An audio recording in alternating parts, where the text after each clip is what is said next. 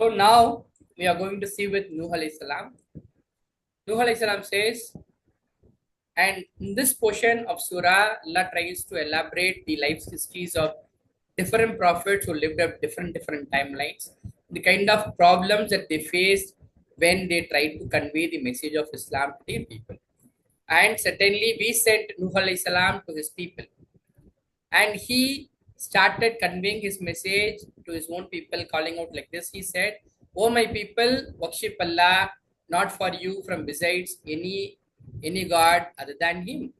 So you are supposed to take up Allah as your God and leave forth all kind of atrocities that you were doing before. Verily, I fear for you a day, I fear for you a punishment of a day which is really going to be great.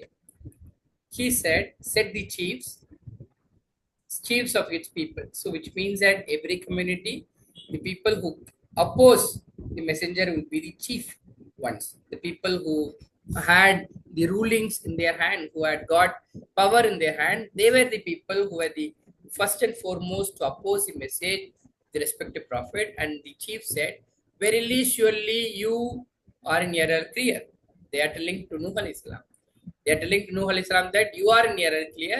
We are already following what is logical, which is found to be the trend of the world. He said, "O my people, not is there me in any error." Nuh alayhi salam said, "I am not talking with any error. And but I am a messenger from the Lord of the worlds. So you don't consider me with a person of having wrong opinion, but I am a person who has come as a messenger in the Lord of the worlds. Now, I have conveyed to you the messages of my Lord, and I advise to you, and I know from Allah what not you know." Why I have to take this message very seriously? Because the message is directly that I am receiving from Allah. And further, I am here has been advised to educate you on certain things which you are not unaware. Oh, Ajibtum, or do you wonder that has come to you a reminder from your Lord, that too upon a man among you, so that he may warn you, and so that you may fear, and so that you may receive mercy. Anybody ask if why a messenger has to be from from a human being? Why not he can be from any other being? That is here reply is here, so that he can comfortably warn. He is also having the constraints as any other human being. So if he is practicing, you are also supposed to practice, and so that you may fear and receive mercy. But what happened? Fakazzabahu. But they denied him. They are not ready to accept the message. So we saved him, refers to the Nuh alayhi salam and those who were along with him in a ship, and we drowned those who denied in our verses. Verily, they were people who are Amin, who are blind. Here, blind is not just the physical blind, but the spiritual blindness. They could not able to comprehend the message that their messenger was telling to them. So they were blind-eyed to it. So they were ended up drowning inside the flood. இங்க எல்லாம் பல அத்தாட்சிகளை குறித்து பேசிட்டு வந்தபோது இந்த அத்தாட்சியை குறித்து பேசுகிறார். நல்ல பூமி எப்படி அது வெளியாக்குகிறதோ, அதன் தாவரத்தை வெளியாக்குகிறது அனுமதியை கொண்டு, அல்லாவுடைய அனுமதியை கொண்டு ஒரு நல்ல பூமி வெளியாக்குகிறது அதனுடைய தாவரத்தை கொண்டு, தாவரத்தை அல்லாவுடைய அனுமதியை கொண்டு. இதே போல எது கெட்ட பூமியாக இருக்கிறதோ அது வெளியாக்காது, தவிரவே வெகு சொற்பமாகவே தவிர அதுல இருந்து நிறைய வெஜிடேஷன் வருவதில்லை. ரெண்டு செய்தி இங்க இருந்து புறப்படுது. இங்க நிலம் அப்படிங்கிறது மனிதனுடைய இதயத்தை பொறுத்தது. அது பொதுவாக அது ரிசெப்டிவா இருந்தா, அதை நீங்க ஃபர்டைலா வச்சிருந்தீங்கன்னா, அதில் எந்த செய்தி சொல்கிறீர்களோ அந்த செய்தி செயல் ரீதியாக என்னது அவர்களுக்கு உருப்படுகிறது. அப்படி ஒரு மாற்றம் பெறுகிறது. அதே நேரத்தில் அது கரடுமுடலாக அந்த செய்தியை ஏற்றுக்கொள்ளக்கூடிய மனப்பக்குவம் இல்லாமல் பயிற்றுவிக்காமல் இருந்தா, நம்மளுடைய ஸ்பிரிச்சுவல் டெர்மினாலஜி சொன்னா அதுக்கு தஸ்கியா தர்பியா என எதுவும் கொடுக்கப்படாமல் இருந்தால் பிறகு அது கெட்டதாக இருக்கும். அதுல இருந்து எந்த விதமான நல்ல செயல்களும் வெளிவருவதை உங்களால் பார்க்க முடியாது. அந்த கருத்துக்கு ஒப்ப இங்க செய்திருக்கிறது. இது இது இது வந்து இன்டைரக்ட் மீனிங். டைரக்ட் மீனிங் வெறுப்படையாக வெஜிடேஷன் நீங்க முன்னாடி பார்த்தாலும் ஏன் ஒரு சில பூமிக்கு வருது ஒரு சில பூமிக்கு வர்றதில்லை, இதுலயும் என்ன இருக்கிறது? அல்லாவுடைய வசனங்கள், அல்லாவுடைய அத்தாட்சி இருக்கிறது. இவ்வாறு எல்லாம் விவரிக்கிறான் வசனங்களை மக்களுக்கு அவர்கள் நன்றி செலுத்துபவர்களாக ஆவதற்காக. திட்டவட்டமாக அனுப்பினோம் நூஹ் அலைஹிஸ்ஸலாமை அவருடைய சமுதாயத்திற்கு அல்லாஹ் அனுப்பினான். பிறகு கூறினார், என சமுதாயமே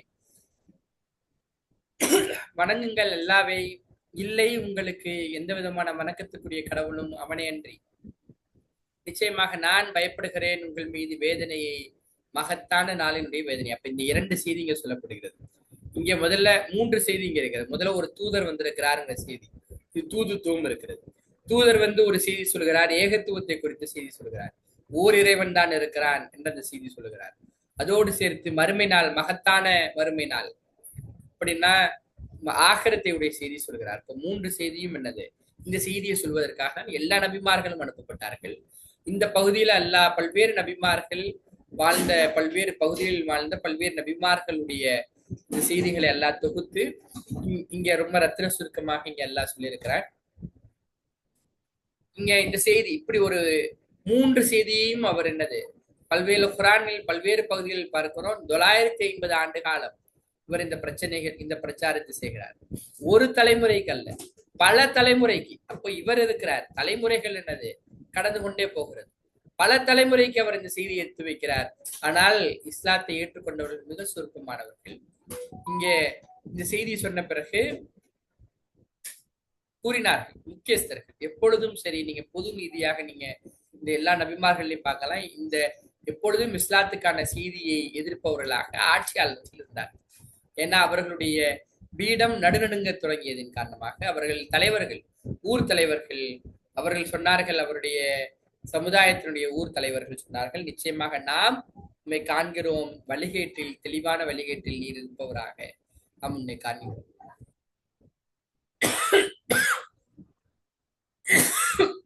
கூறினார், எனது சமுதாயமே இல்லை, என்னிடம் எந்த விதமான வழிகேடும் இல்லை, நான் வழிகேட்டின் பக்கம் உங்களை அழைக்கல, எனினும் நான் ஒரு தூதராக இருக்கிறேன் இறைவனிடமிருந்து. அதுவும் எந்த இறைவன்? அகிலங்களின் இறைவனிடமிருந்து.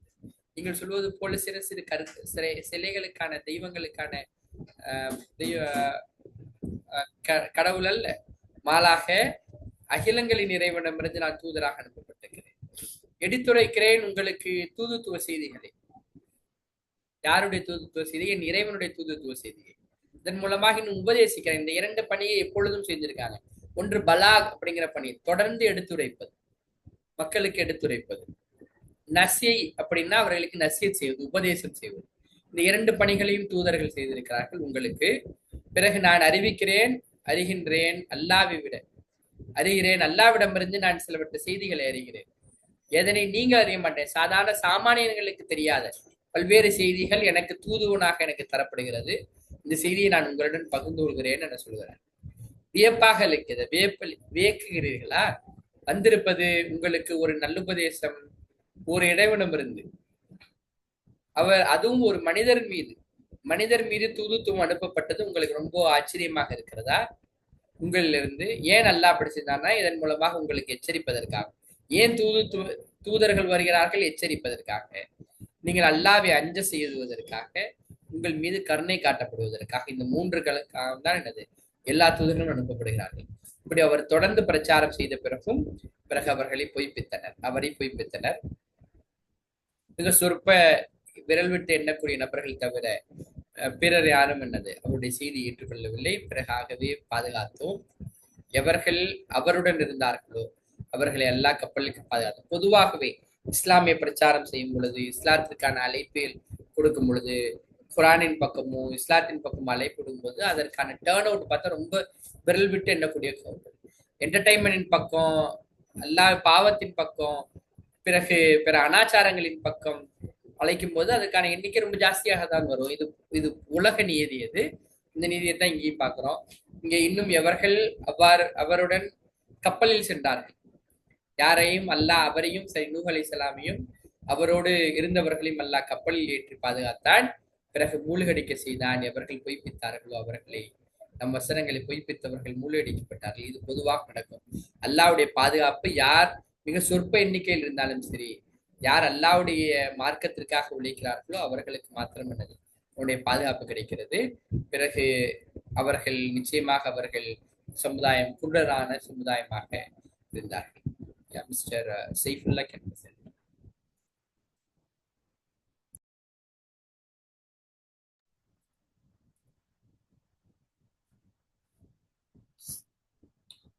Next, we are going to see about the next community, which is the community of Ad and ila Adin Akhahum Hud. So, and to the community of Ad. Ad is the name of the community. We send Allah calls unique name here brother. So the prophets are considered to be the brothers of the community. So we sent their brother Hud alayhi salam. He said, "O my people, worship Allah, what not for you from besides any God from besides him, other than him there is no other God. Will you not you fear?" See the kind of message that Nuh alayhi salam said, and now what Hud alayhi salam is telling are almost similar. Here also you find, said the chiefs of those who disbelieve from his people. So generally the chiefs of the town generally oppose Islam. Verily we see surely you in foolishness. There they said you are in zalalat, you are in error. Here they are calling him as a foolish man. So these titles are very generic for any Islamic dai, that people will see you as a foolish man. What kind of activity that you're doing? Are you going to change this world? Are you going to change everything? This is not going to be possible. People will see this to be a foolish idea. Verily, we think you surely you are among the liars. Further, they say that you are a liar. And these two are the titles that was given to them, given to Hud alayhi salam. He said, "O my people, not is there me any foolishness. Don't you think my words are very logical, thought-provoking? I don't have any foolishness inside it. And but I am a messenger from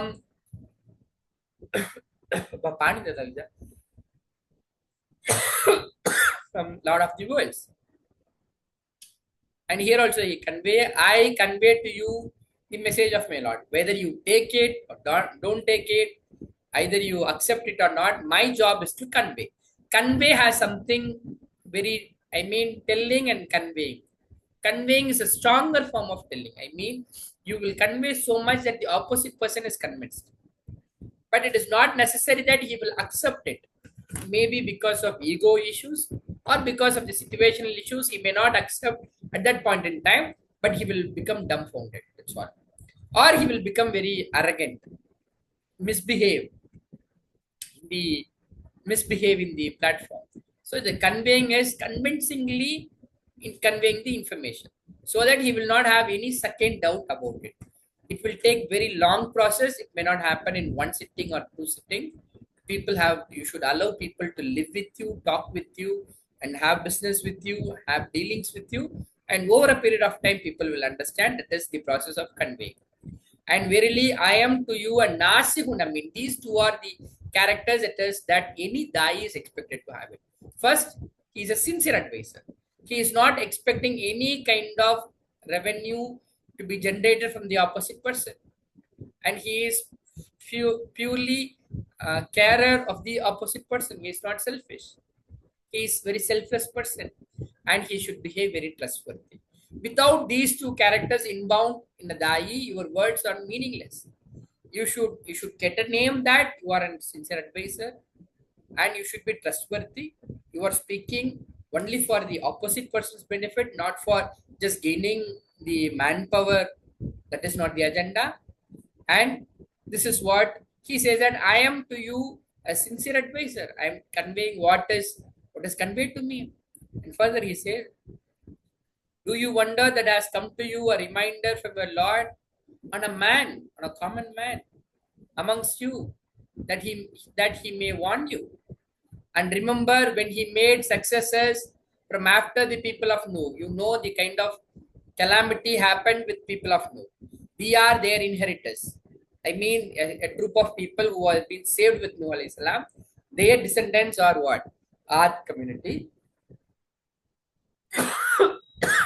And see, we are the remnants of success of Nuh alayhi salam. and he has increased you in the stature extensively. The physical fitness that these people had is very massive, and remember the bounties of Allah so that you may be successful. Now, the kind of reply that people said, Kalu, Ajitana, have you come to us that we worship Allah alone? இது சொல்லதான் நீங்க எங்க வந்தீங்களா? ஒரே ஒரு இறைவன் இருக்கான்னு சொல்லதான். And we forsake what used to worship our forefathers. Until Nuh alayhi salam, some historians say that there is nothing like idol worship. But here from this community of Ad alayhi salam, the noble people who lived in the times of Nuh alayhi salam, all were made into statues. And they have become the part of idol worship. That's what these people are asking. Should we forsake whatever that our forefathers were doing? Then bring us of what you promise if you are truthful. He said, verily I has fallen upon you from your Lord a punishment and an anger. Anytime Allah's anger and punishment will come. Do you dispute me concerning the names which you have named them? These are all nothing, just the names that you say. And your forefathers called upon. Not send down Allah with it any authority. There is no proof for doing all these kind of idol worship. So he is also telling that wait, verily I am also with you of those who wait. So then wait and observe what Allah is going to decide. So finally what happened? So we saved him, those who believed with him by the mercy of Allah, by his mercy, by mercy from us. We cut off all the roots of those who denied in our signs and not they were believers, and all other people were eliminated from the face of the earth. By Ilah,